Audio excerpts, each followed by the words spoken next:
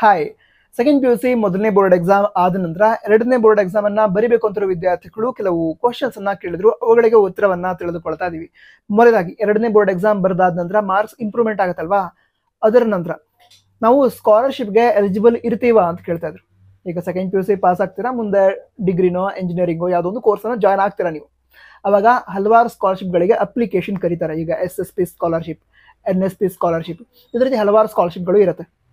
ಆ ಎಲ್ಲಾ ಸ್ಕಾಲರ್ಶಿಪ್ಗಳಿಗೂ ಕೂಡ ನೀವು ಎಲಿಜಿಬಲ್ ಇರ್ತೀರಾ. ಎರಡನೇ ಬೋರ್ಡ್ ಎಕ್ಸಾಮ್ ಬರೆದ ನಂತರ ಮಾರ್ಕ್ಸ್ ಇಂಪ್ರೂವ್ಮೆಂಟ್ ಏನಾಗಿರುತ್ತೆ, ಆ ಮಾರ್ಕ್ಸ್ ಅನ್ನ ಯೂಸ್ ಮಾಡಿಕೊಂಡು ಸ್ಕಾಲರ್ಶಿಪ್ಗೆ ನೀವು ಅಪ್ಲೈ ಮಾಡಬಹುದು, ಸ್ಕಾಲರ್ಶಿಪ್ ಅನ್ನು ಕೂಡ ಪಡೆದುಕೊಳ್ಬಹುದು. ಯಾವುದೇ ರೀತಿಯಲ್ಲಿ ಏನೂ ಪ್ರಾಬ್ಲಮ್ ಆಗಲ್ಲ, ಡೋಂಟ್ ವರಿ.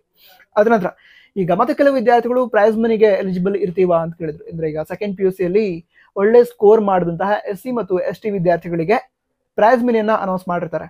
ಆ ಪ್ರೈಸ್ ಮನಿಗೆ ಎಲಿಜಿಬಲ್ ಇರ್ತೀವಾ ಅಂತ ಕೇಳ್ತಾ ಇದ್ರು. ಪ್ರೈಸ್ ಮನಿಗೂ ಕೂಡ ಎಲಿಜಿಬಲ್ ಇರ್ತೀರಾ. ಎರಡನೇ ಬೋರ್ಡ್ ಎಕ್ಸಾಮ್ ಬರೆದು ಮಾರ್ಕ್ಸ್ ಇಂಪ್ರೂವ್ಮೆಂಟ್ ಮಾಡಿಕೊಂಡ ನಂತರ ಏನು ಪ್ರಾಬ್ಲಮ್ ಇಲ್ಲ. ನೀವು ಎರಡನೇ ಬೋರ್ಡ್ ಎಕ್ಸಾಮ್ ಬರಿಬೇಕು ಅಂತ ಹೇಳಿದ್ರೆ ಬರಿಬಹುದು. ಅದಂತರ ಈಗ ಜಾಬ್ ಟೈಮಲ್ಲಿ ಪ್ರಾಬ್ಲಮ್ ಆಗತ್ತಾ ಅಂತ ಕೇಳಿದ್ರು, ಅದಕ್ಕೂ ಕೂಡ ಏನು ಪ್ರಾಬ್ಲಮ್ ಆಗಲ್ಲ. ಅಂದ್ರೆ ಈಗ ಹಲವಾರು jobs second P U C ಮೇಲೆ ಕೂಡ ಕರೆದಿರ್ತಾರೆ, ಗೌರ್ಮೆಂಟ್ ಜಾಬ್ಸ್ ಕೂಡ. ಈಗ ಪೋಸ್ಟ್ ಆಫೀಸಲ್ಲಿ ಕೆಲವು ಜಾಬ್ಸ್ ಇರುತ್ತೆ, ಅದನ್ನ ಕರೆದಿರ್ತಾರೆ. ಅದಕ್ಕೂ ಕೂಡ ನೀವು ಎಲಿಜಿಬಲ್ ಆಗಿರ್ತೀರಾ. ನೀವು ಎರಡನೇ ಬೋರ್ಡ್ ಎಕ್ಸಾಮ್ ಬರೆದು ಮಾರ್ಕ್ಸ್ ಇಂಪ್ರೂವ್ಮೆಂಟ್ ಮಾಡ್ಕೊಂಡ್ರೆ ಏನು ಪ್ರಾಬ್ಲಮ್ ಇಲ್ಲ.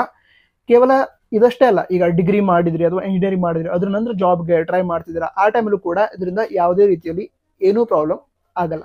ಅಂದ್ರೆ ಮತ್ತೆ ಕೆಲವು ಸ್ಟೂಡೆಂಟ್ಸ್ ನಾವೀಗ ಒಂದೇ ಸಬ್ಜೆಕ್ಟ್ ನ ಎರಡನೇ ಬೋರ್ಡ್ ಎಕ್ಸಾಮ್ ಬರೆದು ಮಾರ್ಕ್ಸ್ ಇಂಪ್ರೂವ್ಮೆಂಟ್ ಮಾಡ್ಕೋಬಹುದಾ ಒಂದೇ ಸಬ್ಜೆಕ್ಟ್ಗೆ ಅಂತ ಕೇಳ್ತಾ ಇದ್ರು. ಬರಿಬಹುದು. ಅಂದ್ರೆ ಈಗ ಎಲ್ಲ ಸಬ್ಜೆಕ್ಟ್ ನ ಎಕ್ಸಾಮ್ ಬರಿಬೇಕು ಅಂತ ರೂಲ್ಸ್ ಏನಿಲ್ಲ. ನಿಮಗೆ ಯಾವುದೋ ಒಂದು ಸಬ್ಜೆಕ್ಟ್ ನ ಮಾರ್ಕ್ಸ್ ಕಡಿಮೆ ಬಂದಿದೆ ಮೊದಲನೇ ಬೋರ್ಡ್ ಎಕ್ಸಾಮ್ ಅಲ್ಲಿ, ಅದು ಒಂದೇ ಸಬ್ಜೆಕ್ಟ್ ನ ಎರಡನೇ ಬೋರ್ಡ್ ಎಕ್ಸಾಮ್ ಬರೆದು ಮಾರ್ಕ್ಸ್ ಅನ್ನ ಇಂಪ್ರೂವ್ಮೆಂಟ್ ಮಾಡ್ಕೋತೀನಿ ಅಂತ ಹೇಳಿದ್ರೆ ಇಂಪ್ರೂವ್ಮೆಂಟ್ ಮಾಡ್ಕೋಬಹುದು, ಏನೂ ಪ್ರಾಬ್ಲಮ್ ಇಲ್ಲ. ಹಾಗಂತ ಮತ್ತೆ ಯಾವ್ದಾದ್ರು ವಿದ್ಯಾರ್ಥಿಗಳು ನಾನು ಎಲ್ಲ ಸಬ್ಜೆಕ್ಟ್ ನ ಎಕ್ಸಾಮ್ ಬರಿಬೇಕು ಅಂತ ಇದ್ದೀನಿ, ಹಾಗಿದ್ದಾಗ ಅದಕ್ಕೂ ಕೂಡ ಅವಕಾಶ ಇರುತ್ತೆ. ಯಾವುದೇ ಪರ್ಟಿಕ್ಯುಲರ್ ರೂಲ್ಸ್ ಅಂತ ಇಲ್ಲ. ನಿಮಗೆ ಯಾವ ರೀತಿ ಬೇಕೋ ಆ ರೀತಿ ಸಬ್ಜೆಕ್ಟ್ಗಳನ್ನ ಸೆಲೆಕ್ಟ್ ಮಾಡಿಕೊಂಡು ಎರಡನೇ ಬೋರ್ಡ್ ಎಕ್ಸಾಮ್ ಅಲ್ಲಿ ಎಕ್ಸಾಮ್ ಬರೆದು ಮಾರ್ಕ್ಸ್ ಇಂಪ್ರೂವ್ಮೆಂಟ್ ಮಾಡ್ಕೋಬಹುದು. ಇದೇ ರೀತಿ ಮತ್ತೊಂದು ಡೌಟ್ ಇದ್ರೆ ಕಾಮೆಂಟ್ ತಿಳಿಸಿ. ಸಬ್ಸ್ಕ್ರೈಬ್ ಮಾಡದೇ ಇದ್ರೆ ಸಬ್ಸ್ಕ್ರೈಬ್ ಕೂಡ ಮಾಡಿ. ಹಾಗೆ ವಾಟ್ಸಪ್ ಚಾನಲ್ ಇದೆ ನಮ್ಮದು, ಅಲ್ಲೂ ಕೂಡ ಹಲವಾರು ಇಂಪಾರ್ಟೆಂಟ್ ಇನ್ಫಾರ್ಮೇಷನ್ ಶೇರ್ ಮಾಡ್ತಿರ್ತೀವಿ.